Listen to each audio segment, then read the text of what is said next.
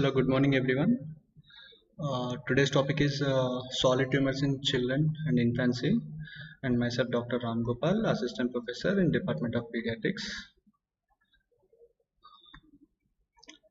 So these are the incidences of cancers of infancy and childhood as per Globocon 2018 data. So basically the cancers in children, what are the most common and other tumors. So leukemia constitutes for about 35% and brain tumors is at 20% and lymphoma around 10%. And other these are solid tumors. So in the solid tumors, retinoblastoma for 7% and bone tumors around 5%, germ cell tumors 5% and neuroblastoma is 5% and WILMS tumor is 6%, and others around 7% like hepatoblastoma and other malignancies in children. So all these constitute solid tumors. Solid tumors constitute around third cause for the cancers in childhood, so apart from leukemia and brain tumors. So next, going to individual tumors, solid tumors. First is neuroblastoma. Neuroblastomas are embryonal cancers of peripheral sympathetic nervous system with heterogeneous clinical presentation and course, ranging from tumors that undergo spontaneous regression to very aggressive tumors unresponsive to very intensive multimodal therapy. So actually these neuroblastomas are embryonal cancers which originate from the cell of origin is neural crest cell. So these are from embryonal, which can start from the embryonal time. Uh, so mostly in the peripheral sympathetic nervous system. So peripheral sympathetic chain and adrenal gland, which is a part of the peripheral sympathetic nervous system. So these are heterogeneous clinical presentation and course. This ranges from tumors that undergo spontaneous. It can undergo spontaneous regression, and it can be very aggressive tumor, unresponsive to very intensive multimodal therapy also. So neuroblastoma. Neuroblastoma is the most common extracranial solid tumor in children and is the most commonly diagnosed malignancy in infants. So in less than 1 year, the malignancy which is diagnosed is neuroblastoma. So it is the most common extracranial solid tumor in children. So median age is around 22 months and 90% of our cases are diagnosed within 5 years of age. So pathology. Coming to the pathology, neuroblastoma, the cell of origin is primordial neural crest cells. They can be primarily undifferentiated small round cells, that is neuroblastoma cells. These are nothing but small round cells or small blue cells. So these are the cells are small round blue cell tumor. This can be a part of small round blue cell tumor. The other small round blue cell tumors are Ewing sarcoma, non-Hodgkin's lymphoma, retinoblastoma, and these are the other small round blue cell tumors. Though the tumor cells will be small, round, and blue color. So that's why they are labeled as small round blue cell tumors. So they can be primarily undifferentiated small round cells, which are neuroblastoma, to tumors consisting of mature and maturing Schwannian stroma and ganglion cells. So apart from these neuroblastoma cells, there can be other maturing and stroma with ganglion cells can be there. Depending on the amount of the mature and maturing Schwannian stroma and ganglion cells, these can be ganglion neuroblastoma, where neuroblastoma and ganglion cells will be present, and ganglioneuroma. So matured neural cells will be there in most of the ganglioneuroma. So majority part is matured cells in ganglioneuroma. So the genetic characteristic of neuroblastoma tumors that are prognostic importance include amplification of MYC gene, NMYC, proto-oncogene, and tumor cell DNA content or ploidy. So this is a proto-oncogene. If it is the amplification of MYC gene is there, the neuroblastoma prognosis of the neuroblastoma is very poor. Because of the amplification, there is a aggressiveness of the tumor and tumor cell DNA content are ploid. So amplification of MYC strongly associated with advanced tumor stages, because MYC is responsible for the aggressiveness of the tumor, like increased mitotic rate, mitotic karyoxis index, and all these features. So because of amplification, there is a strongly associated with advanced tumor stage and poor prognosis. Hyperdiploidy confers better prognosis in less than 18 months with no other uh, poor prognosis factors, like there is no amplification of MYC gene and other tumor cell DNA content. So these are the genetic characteristics of the tumor. So if it is neuroblastoma is associated with amplification of MECN, so it is highly that the tumor is of aggressive nature and is of poor prognosis, and the hyperdiploidy confers a better prognosis. So what are the clinical features? Basically, neuroblastoma can develop in any part of the sympathetic nervous system or chain. Okay, the signs and symptoms of neuroblastoma reflect the tumor site and extent of the disease. And the symptoms of neuroblastoma can mimic many other disorders, a fact that can result in delayed diagnosis. Metastatic diseases can cause a variety of signs and symptoms, including fever, irritability, failure to thrive, bone pains, cytopenias, bluish discoloration, nodules, orbital proptosis, and periorbital ecchymosis.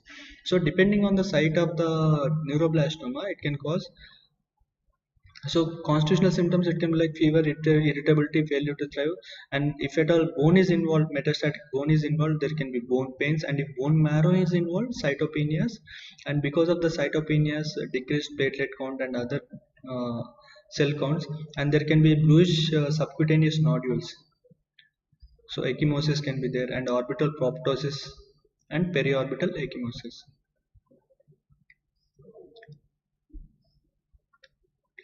So approximately half of the neuroblastoma tumors arise in the adrenal glands. So 50% of the neuroblastoma tumor arise in the adrenal glands, and most of the remainder originate in the paraspinal sympathetic ganglia. The most common site of metastasis are the regional or distant lymph nodes. So related to the adrenal, like regional lymph nodes near in and around the adrenal gland, the lymph nodes are involved mostly, most common. So metastasis, and there can be distant lymph nodes which can involve the mediastinal lymph nodes sometimes and cervical lymph nodes sometimes, and other skin, long bones, liver, skull, bone marrow. So lung and brain metastases are rare. It occurs in up to 3%, more than or equal to 3% of the cases. So neuroblastoma originating in the superior cervical ganglion. So if at all neuroblastoma originating in the superior cervical ganglion of the sympathetic chain, it can result in Horner syndrome. And paraspinal neuroblastoma tumors can invade the neural foramina. So it can extend from the adrenal gland and paraspinal tumor. If suppose there is a neuroblastoma is there, it can uh, go backward and compress the neural foramina of the spinal cord. So it can cause the spinal cord compression and nerve root compression. So neuroblastoma can also be associated with paraneoplastic syndromes of autoimmune origin, termed opsoclonus myoclonus ataxia syndrome. So these patients will be having the rapid jerky movements of the eye along with myoclonus and with ataxia. So it's labeled as opsoclonus myoclonus ataxia syndrome with uncontrollable jerking eye and body movements and poor coordination. So these are the features of the neuroblastoma. And coming to the right side pic, so most common neuroblastoma are detected in less than 2 years of the age. So median age is less than 22 months, so less than 2 years, and most common malignant tumor in infancy. So see the child looks like malnourished. Failure to thrive is there with abdominal distension. So hepatomegaly can be there, and adrenal tumor. So abdominal mass will be there, and there are subcutaneous ecchymotic patches over the abdomen, and even the skin is involved. So the skin looks like nodular over the back. So small nodules. The neuroblastoma has metastasis to the skin. So involving the skin, it looks like a nodular appearance, and one raccoon eyes. So coming to the left side picture, so raccoon eyes, periorbital ecchymosis. These images were taken from this image is from Nelson. So staging of the neuroblastoma as per International Neuroblastoma Staging System. This is INSS staging. So it was divided into stage 1, 2, 3, and 4. And along with this, there is a survival at 5 years also. Stage 1. In stage 1, localized tumor with complete gross excision. So it is localized tumor, and the tumor can be completely excised with or without microscopic residual disease. It is representative ipsilateral lymph nodes negative for tumor microscopically. So nodes attached to and removed with the primary tumor may be positive. So this is done along with the tumor removal. So the tumor is localized, and along with the tumor the lymph nodes are also excised. So if it is called stage 1 if it is tumor is localized, which can be gross excision with or without microscopic residual disease. So the survival rate at 5 years is more than 90%. In stage 2 it has been divided into stage 2A and 2B. It is also localized tumor with incomplete gross excision 2A and representative ipsilateral non-adherent lymph nodes negative for tumor microscopically. So if the ipsilateral non-adherent lymph nodes were negative for tumor microscopically is called 2A. What is 2B? It is also localized tumor with or without complete gross excision with ipsilateral non-adherent lymph nodes positive for the tumor. So ipsilateral tumor nodes were positive, or else enlarged contralateral lymph node must be negative microscopically. Okay, so 2A, 2B. Coming to stage 3, it is unresectable unilateral tumor infiltrating across the midline. So it is crossing the midline with or without regional lymph nodes involvement, or localized unilateral tumor with contralateral regional lymph nodes involvement or midline tumor. My name is Dr. Ram Gopal. Gopal. Yes.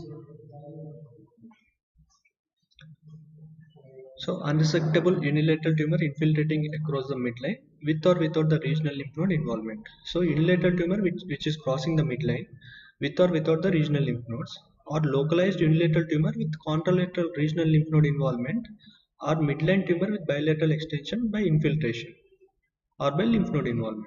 This is stage 3. And coming to stage 4, stage 4 is nothing but the metastasis.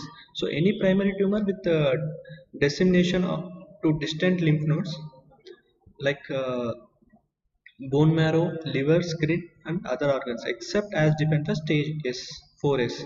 That is nothing but 4S is a localized primary tumor for stage 1, 2A, or 2B. So it is a localized primary tumor with dissemination limited to skin, liver, and bone marrow. Okay, so limited to infants less than 1 year of age. This is called 4S. So it is if at all involving the skin, liver, and bone marrow, and only localized primary tumor of 1, 2A, and 2B. And this is applied for infants less than 1 year of age. So basically stage 4 and stage 4S difference is that the infant should be less than 1 year of age, and it is a localized primary tumor of involving stage 1, 2A, and 2B with the dissemination limited to the skin, liver, and bone marrow. So what is stage 4 is any primary tumor with the dissemination. It can involve stage 3 also. So any primary tumor with dissemination to distant lymph nodes, bone, so involving the bone, cortical bone also, and bone marrow, liver, skin, and other organs. So in this only 4S there is only 3 limited. It is limited to only 3 organs: skin, liver, and bone marrow, not the bone. It's bone marrow. So this classification, INSS classification, is the old classification. Recently it has been changed, but that is a very complicated one classification. This is enough for you actually. So recent classification is based on L1 or L2, L3, and M1 and MS. So that is the new classification of the neuroblastoma. But international neuroblastoma staging system is enough as of now, because it is easy to understand when compared to the recent classification. So risk classification. So based on phenotypic and genetic features of the neuroblastoma, treatment and survival according and prognostic category. So basically the variables, the pattern of the disease and tumor genomics, treatment and survival rate. Okay, so this can be classified into low risk, intermediate risk, and high risk, and tumor stage 4S. So all these different risks have different survival rate and different prognosis. So low risk, the tumor is localized tumor, so involving the stage 1 and 2. Okay, so tumor genomics contain whole chromosomal gains can be there, and treatment is basically by surgery. And intermediate risk, localized tumor with the locoregional lymph nodes extension and metastasis to bone marrow and bone in infants.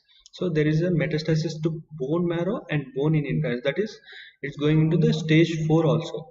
So tumor genomics can be whole chromosome gains, and moderate intensity chemotherapy and surgery is a treatment, and the survival rate is 90 to 95% for intermediate risk, and low risk it is more than 98%. And high risk, so metastasis to bone marrow and bone except in infants, because it's less than 1 year, and if it is skin involvement and bone marrow involvement and the liver, it is going into stage 4s. Okay, so metastasis to bone marrow and bone, even the cortical bone is also involved. And what about the tumor genomics? There's segmental chromosomal aberrations. In this, the treatment is that high risk category, and first thing, the dose intensive chemotherapy and external beam radiotherapy to the primary tumor along with surgery. Okay, dose intensive chemotherapy with surgery and external beam radiotherapy to the primary tumor and resistant metastatic sites. So after this procedure, the hematopoietic stem cells will be rescued, and myeloablative chemotherapy will be given, and then autologous stem cell transplantation will be done, and along with that uh, consolidation therapy and with isotretinoin with antiganglioside GD2 immunotherapy will be given. So this is in case of high risk, because high risk has recurrence, high recurrence also. And in this stem cell transplantation is done in high risk patients only. Okay, and the survival rate is 40 to 50%. And coming to the tumor stage 4s, the metastasis to the liver and skin with minimal bone marrow involvement in infants, so in less than 1 year. So tumor genomics whole chromosome gains can be there, and coming to the treatment, it is only supportive care, and there is a good survival rate, it is more than 90%. There is a spontaneous regression in the tumor stage 4s. Okay, so coming to the neuroblastoma is usually discovered as the mass or multiple masses on a plain radiograph with CT or MRI that can be appreciated on plain radiograph or CT. Basically, neuroblastoma you can usually discover by CT or plain X-ray also with calcifications and hemorrhage in the adrenal gland, other things. So, and evaluation for metastatic disease should include CT or MRI of the chest and abdomen. So we have to see for the metastasis to the lungs and liver and other things, and bone scan to detect the cortical bone involvement, and at least 2 independent bone marrow aspirations and biopsies to evaluate for marrow diseases. So even we want to do bone marrow biopsy because we want to know whether the bone marrow is involved or not. And along with that, iodine 123 meta iodobenzyl guanidine, that is 123 iodine MIGB scan, the study should be used when available to better define the extent of the disease. So this is a picture. The A thing is picture A is CT scan of the abdomen. So CT scan of the abdominal neuroblastoma with central necrosis and mild calcification is also there. And pic B, this is fused CT with MIGB scan of the same child with extensive retroperitoneal masses. The highlighted orange color and red color, which shows that the it was taken up by the scan was taken up by the neuroblastoma cells, and there is a central necrosis, probably adrenal primary with extensive lymph node involvement. And even the MIBG avid neuroblastoma with increased uptake radio label tracer, the PIXI is nothing but to see the multiple sites of the disease including bone and soft tissues where are involved. So coming to the treatment, already we discussed in the table treatment. The usual treatment for the children with low risk neuroblastoma is surgery for stage 1 and 2 and observation for stage 4s with cure rates generally more than 90% without further therapy. So it will regress by itself most of the time. The stage 4s neuroblastoma have a very favorable prognosis and many regress spontaneously without therapy. So treatment of intermediate risk neuroblastoma includes surgery, chemotherapy, and in some case radiation therapy, radiotherapy. Okay, children with high risk neuroblastoma have long term survival rates between 25% and 35%, so poor survival rates when compared to other two. With current treatment that consists of intensive chemotherapy and high dose chemotherapy with autologous stem cell rescue, surgery, irradiation, and autologous stem cell transplantation with immunotherapy and 13-cis retinoic acid therapy. So the immunotherapy is the approved immunotherapy drug for monoclonal antibody or immunotherapy for the neuroblastoma is dinutuximab. So it is an antibody against the GD2 molecule. So it is a diacyloganglioside. So GD2 molecule which is present over the neuroblastoma cells. Okay, all neuroblastoma express GD2. So the immunotherapy and monoclonal antibody for the neuroblastoma is dinutuximab. So it has improved the overall 2-year survival rate by using the immunotherapy in high risk patients. So coming to the next tumor is WILMS tumor.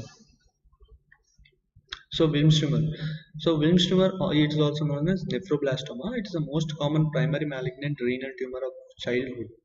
So in childhood, that is neuroblastoma is mostly in the infancy and this is in the childhood. Most common primary malignant renal tumor. This is primary malignant renal tumor of the childhood and second most common malignant abdominal tumor in childhood after neuroblastoma. So most common abdominal malignant tumor is neuroblastoma and second most common in children is WILMS tumor.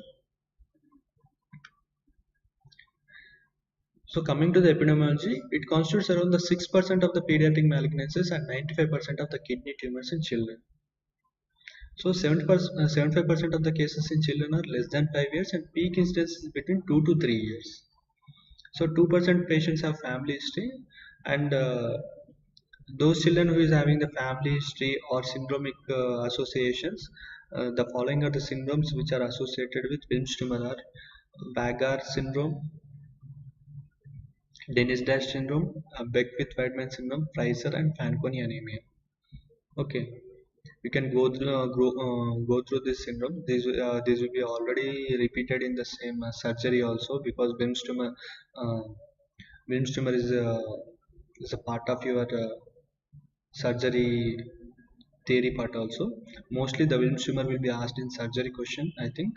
And in pediatrics, as of now, oncology questions are very rare to ask as per theory, not in practical also. But you have to know about the WILMS tumor because it will be already repeated in the surgery, and WILMS tumor is a long question for you in surgery.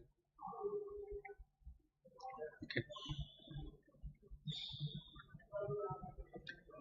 Clinical features. The most common initial clinical presentation of WILMS tumor is the incidental discovery. Suppose the parents were bathing the child and they discover the hard lump or mass in the abdomen, and parents come to general practitioner or general pediatrician for the examination, and after so it's an incidental finding. So abdominal incidental discovery of the asymptomatic abdominal mass by parents while bathing or clothing an affected child or by a physician during a routine physical examination. So hypertension is present in approximately 25% of the tumors at presentation and has attributed to the increase in renin activity. So other features like abdominal pain, gross painless hematuria, fever are other frequent findings at diagnosis. Children's cooperative group staging. So there are two different systems actually in WILMS tumor that mostly accepted is children's cooperative group staging. This is a European group, and other staging is Society of International Pediatric Oncology group. In children's cooperative group oncology group staging, there is upfront surgery. So we do surgery for knowing the tumor stage exactly, and then go for the treatment in case of children's cooperative group. And in case of the Society of International Pediatric Oncology group, in that initially they go with chemotherapy, and after the tumor is regressed, they do the surgery. So in that system, upfront chemotherapy is there. In the children's cooperative group COG, there is upfront surgeries there. The mostly COG staging is enough, and you need not know about the other system. So staging of WILMS tumor, stage 1. The tumor is confined to the kidney and completely resected. Okay, it's only confined to the kidney and it's completely resected. Renal capsule or sinus vessels are not involved. So inside the capsule only the tumor is affected. It's not crossing beyond the renal capsule, and renal capsule is not at all affected, and sinus vessels are not involved. Tumor not ruptured or biopsied. So it is basically a small localized tumor, and during excision tumor has not been ruptured, or during biopsy, or not biopsied. If at all, if you have done biopsy, then there is a chance of rupture and seeding of the tumor into the peritoneal cavity. So the tumor is completely excised in this and not involving the renal capsule, and regional lymph nodes examined are negative. This comes under stage 1. In stage 2, the tumor extends beyond the kidney but is completely resected with negative margins and lymph nodes.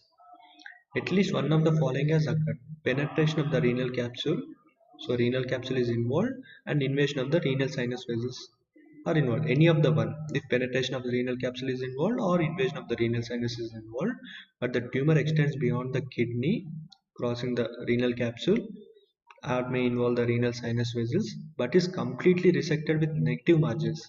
So the tumor has been completely resected with negative margins and lymph nodes. Okay, this is called stage 2. Stage 3, there is a residual tumor present following surgery confined to the abdomen, including gross or microscopic tumor, spillage of the tumor preoperatively or intraoperatively, biopsy prior to the nephrectomy, and regional lymph node metastasis, tumor implants on the peritoneal surface, extension of tumor thrombus into inferior vena cava, including thoracic vena cava and heart.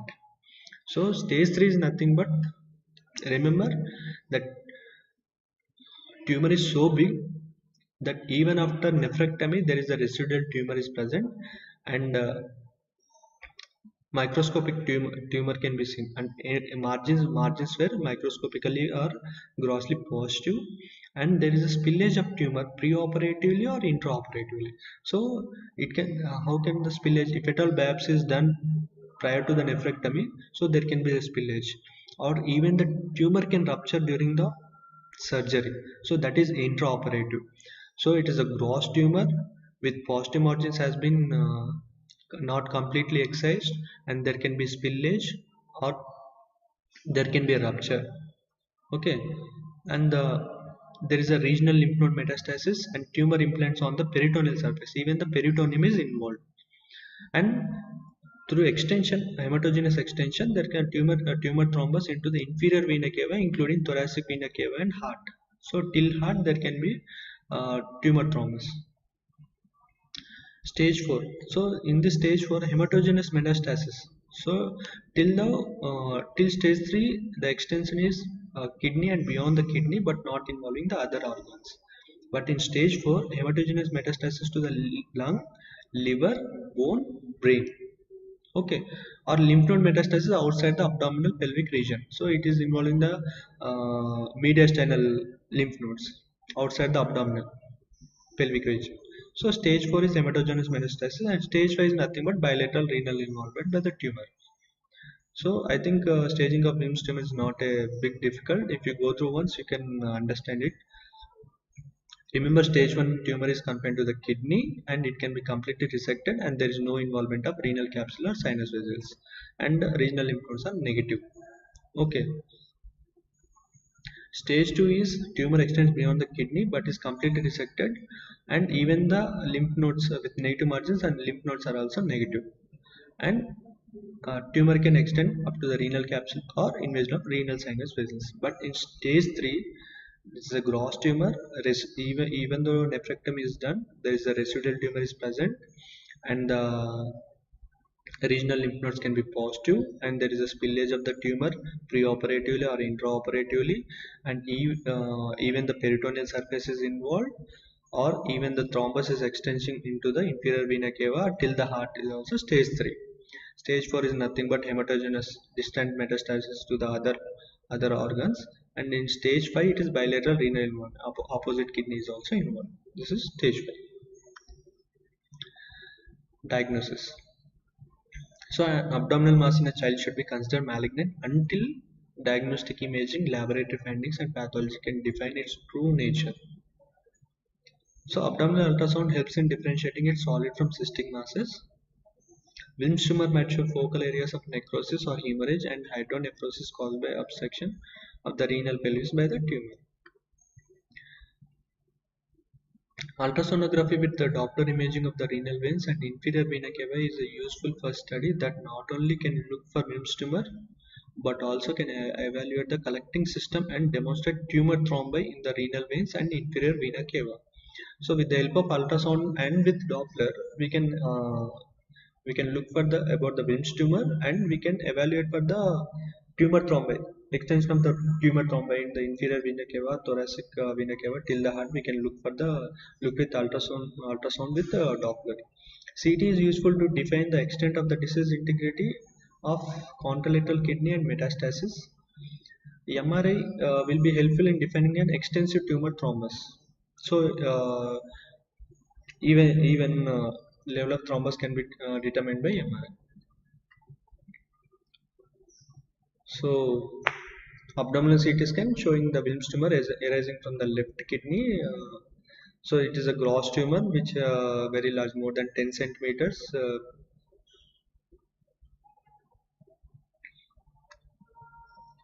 Treatment.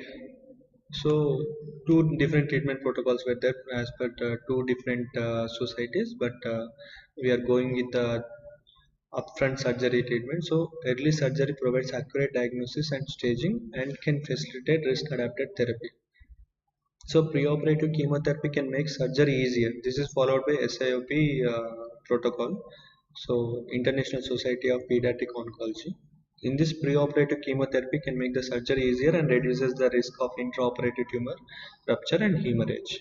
So basically with the chemotherapy the tumor will shrink, and it will be easy for the surgeons to remove the small tumor without spillage or without rupture. Surgery entails a radical nephrectomy with meticulous dissection to avoid rupture of the tumor capsule and lymph node sampling despite the absence of abnormal nodes on preoperative imaging studies or intraoperative assessment. Okay. So prognosis. The prognostic factor for risk adapted therapy include the age, so age of the child and stage of the tumor weight and loss of heterozygous so genetics characteristic of the tumor, loss of heterozygous weight chromosome 1p and 16q, and histology plays a major role in risk stratification of the Wilms tumor. Suppose if in the Wilms tumor if there is anaplasia, anaplastic cells. So in Wilms tumor, basically the cells of origin is nephroblastemic cells. So embryonal cells, which those that have to disappear during the development, there will be present like that only nephroblastemic cells.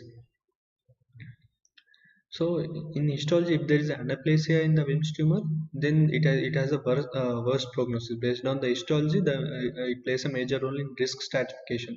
So Wilms tumor with anaplasia, without anaplasia, type of cell. So absence of anaplasia is considered as a favorable histological finding. So overall survival of the children with Wilms tumor exists 90% with good prognostic factors, because without absence of without anaplasia and without loss of heterozygosity and tumor weight less than 550 grams. Okay, these are all the good prognostic factors. So the overall survival in children with good prognostic factors, it exists 90%. So there is other is osteosarcoma. So osteosarcoma is the most common primary malignant bone tumor in children and adolescents, followed by Ewing sarcoma. So in children younger than 10 years of age, Ewing sarcoma is more common than osteosarcoma. So basically osteosarcoma and Ewing sarcoma can occur in second decade also, but in second decade uh, osteosarcoma is more, and in children younger than 10 years Ewing sarcoma is more common than osteosarcoma. Both tumor types are most, but overall is osteosarcoma is more common. Okay, so osteosarcoma is the most common primary malignant bone tumor in children and adolescents, followed by Ewing sarcoma. In children younger than 10 years of age, Ewing sarcoma is more common than osteosarcoma. Okay, both tumor types are most likely to occur in the second decade of the life. Clinical features: pain.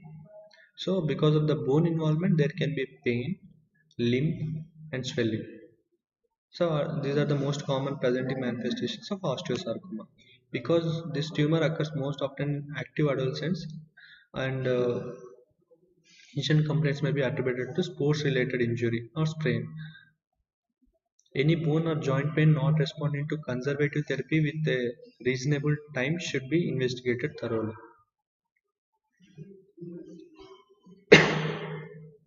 Sorry. Diagnosis. So bone tumors should be suspected in a patient who presents with a deep bone pain, often causing nighttime awakening, in whom there is a palpable mass and radiograph that demonstrate a lesion. So diagnosis. So based on clinical presentation, bone tumor, we suspect a bone tumor in a patient who presents with deep bone pain, which is often causing the nighttime awakening. Okay, patient wakes up in the night because of the bone pain, and there is a palpable mass and radiography demonstrate a lesion. So the lesion may be mixed lytic and blastic in appearance, but new bone formation is usually visible. The classical radiographic appearance of the osteosarcoma is sunburst pattern. So radiographic appearance, it looks like sunburst pattern osteosarcoma, and in case of Ewing's it is onion peel appearance. Okay. So before biopsy, MRI of the primary lesion and the entire bone should be performed to evaluate the tumor for its proximity to nerves, blood vessels, soft tissues, and joint extension and skip lesions. So MRI is necessary to look for the extension of the tumor and related nerves and blood vessels involvement, and extension into the soft tissue and joint extension and skip lesions. Okay, the metastatic workup before biopsy includes CT chest to see for the extension into lungs, and the radionuclide bone scanning to evaluate for lung and bone metastasis respectively. Okay,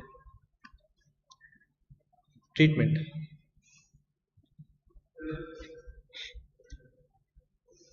With chemotherapy and surgery, the 5-year disease-free survival rate of patients with non-metastatic extremity sarcoma is 65 to 75%.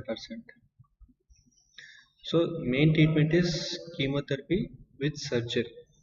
Okay, complete surgical resection of the tumor is important for the cure. So complete cure you have to need for complete surgical extension of the resection of the tumor. Try preoperative chemotherapy in an attempt to facilitate limb salvage operations and to treat micrometastatic disease immediately. So preoperative chemotherapy we give to salvage the limb if it is tumor has extended over the complete limb. Limbs for the limb salvage we give first preoperative chemotherapy. We shrink the tumor size and then we completely remove the tumor.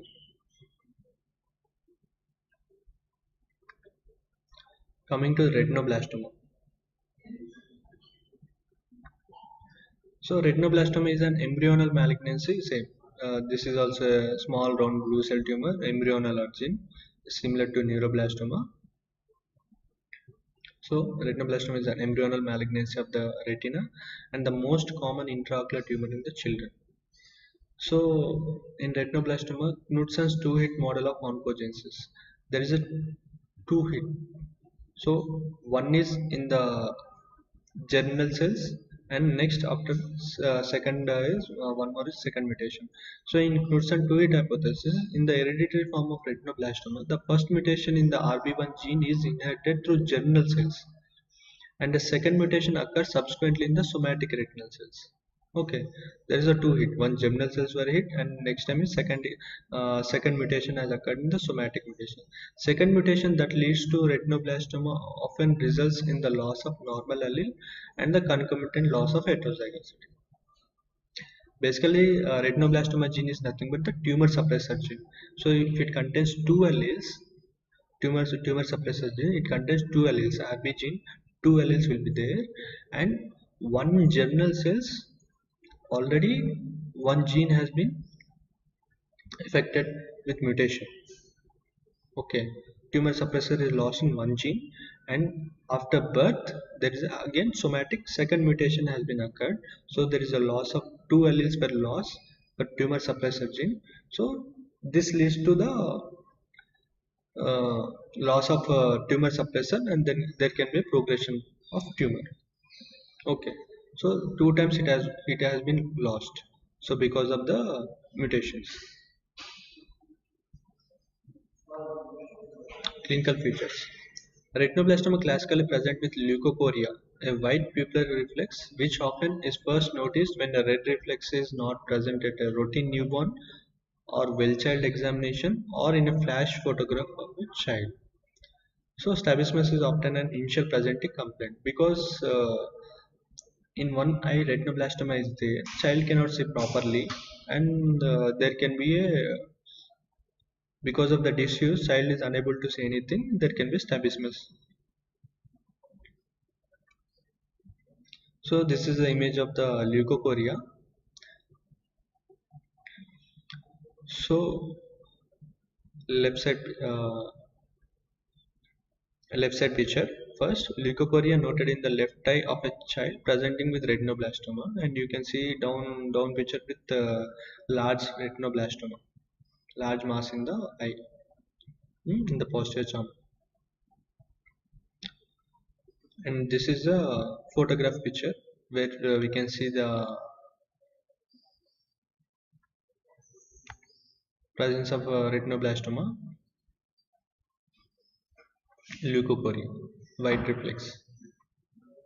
Diagnosis: the diagnosis is established by characteristic of the ophthalmologic findings of a chalky white gray retinal mass with a soft friable consistency. Ophthalmological examination, we can see chalk whitey gray retinal mass and soft friable consistency, and while doing orbital ultrasonography and CT MRI is used to evaluate the extent of the intraocular disease and the extraocular spread.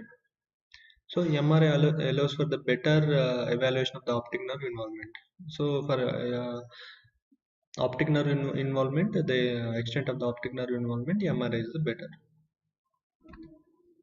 So what are the differential diagnosis of these are nothing but the differential diagnosis of the leukocoria and the differential diagnosis for retinoblastoma. So persistent hyperplastic primary vitreous, Coats disease, vitreous hemorrhage, cataract, endophthalmitis from toxocaracaniis, choroidal coloboma, and retinopathy of prematurity, familial exudative vitreoretinopathy. So all these are examples for loss of red reflex and examples of differential diagnosis of leukocoria in a child. So, including retinoblastoma, the differential diagnosis of leukocoria are retinoblastoma, persistent hyperplastic primary vitreous, Coats disease, vitreous hemorrhage, cataract, endophthalmitis from toxocaracaniis, choroidal coloboma, retinopathy of prematurity, familial exudative vitreoretinopathy. Okay, you have to remember all this. Treatment. So most unilateral disease present with a solitary large tumor, enucleation is performed. In this, there is no potential for the salvage of useful vision. So if there is a large tumor and there is no point the child can see, or there is no vision, so enucleation is performed. But in case of bilateral disease, chemoreduction in combination of focal therapy laser photocoagulation or cryotherapy used. So we have to salvage the eye, because in case of bilateral we cannot remove the two eyes for a child. Okay, so we have to see which has a better vision, and we have to salvage that eye. So for that we use chemotherapy to reduce the tumor size. Along with that, there is a combination with focal therapy using the laser photocoagulation or cryotherapy to remove the tumor. Gonadal germ cell tumors. So the most malignant tumors of the gonads in children are germ cell tumors, and sacrococcygeal tumors occur predominantly in infant girls. So in case of girls, it is a sacrococcygeal tumor, most common in the girls, and most malignant tumors of the gonads in children are germ cell tumors. Okay, testicular germ cell tumors occur predominantly before the age of 4 years and after puberty. So it basically is bimodal presentation. Testicular germ cell tumors occur predominantly before the age of 4. One is before the age of 4, and is one other is after puberty. Clinical features. Ovarian tumors often are quite large by the time they are diagnosed. Uh, Extragonadal germ cell tumors occur in the midline, including the suprasellar region, pineal region, neck, mediastinum, and retroperitoneal and sacrococcygeal areas. So basically, gonadal tumors that can occur in testis or ovary. But extragonadal sites, mostly they occur in the midline, including the suprasellar region, pineal region, neck, mediastinum, and retroperitoneal sacrococcygeal areas. Symptoms relate to the mass effect, but the intracranial germ cell tumors often present with anterior and posterior pituitary deficits, because involvement of the pineal gland and compression of the pituitary, it will have the pituitary defects, because it is also midline, and extragonadal germ cell tumors occur in the midline. So what are the lab investigations? Serum alpha protein is AFP level is elevated with endodermal sinus tumors, and may be minimally elevated with teratomas. So apart from teratomas, AFP is elevated in germ cell tumors. Elevation of the beta subunit of HCG, human chorionic gonadotropin, which is secreted by syncytial trophoblast, is seen in choriocarcinoma and germinomas. So coming to the treatment, complete surgical excision of the tumor usually is indicated, except for patients with intracranial tumors, where the primary therapy consists of radiation therapy and chemotherapy. For testicular tumors, an inguinal approach, high inguinal orchidectomy is done basically. For testicular tumors, an inguinal approach is indicated, and complete resection include entire should include the entire spermatic cord. When complete excision cannot be accomplished, and preoperative chemotherapy is indicated with second look surgery. So for teratomas, both mature and immature and completely resected malignant tumors of the testis, surgery alone is treatment. For ovarian tumors, unless the contralateral ovary is obvious also involved by tumor, a fertility sparing surgery should be performed. See, if both the ovarian tumors, both the ovaries are involved, so fertility sparing surgery should be performed. Thank you. And take home messages. All these will be repeated in the respective subjects. I think osteosarcomas and Ewing sarcoma will be repeated in the orthopedics, and even the germ cell tumors, that is seminoma and other things, will be repeated in the surgery, which is a question for you again. And neuroblastoma and WILMS tumor will also be repeated in the surgery. It can be question, long question, or it can be short question for you people. And as a part of the class to cover, this has been covered. Basically, in pediatrics, the oncology, you have to know just basics is enough, and you need not know complete everything, but you have to go through this all these solid tumors of the children, because these will be asked questions in some other subject. may not be in pediatrics, but these are asked in some other subject. The retinoblastoma already have been covered in the third year mostly, and other things osteosarcoma and Ewing sarcoma and even germ cell tumors, the and neuroblastoma and WILMS tumors. So basically these will be covered in surgery, and please go through the solid tumors in children which are important. The other tumors you have to go through other tumors also. Some tumors were not like rhabdomyosarcoma, which are of least important, but you have to go through. If at all interested, you can go through the rhabdomyosarcoma and the hepatoblastoma. So basically the important in children is WILMS tumor and neuroblastoma, which you have to know good. And sometimes you need to know about the germ cell tumors. Mostly it will be covered in the surgery part very well, I think, where the surgery is the main treatment of the choice. And even osteosarcoma and Ewing sarcoma will be repeated in the orthopedics. So basically go through the WILMS tumor and neuroblastoma in case of pediatrics. And if anyone is interested to know other tumors, so go through the rhabdomyosarcoma and hepatoblastoma. So coming to the first slide, I think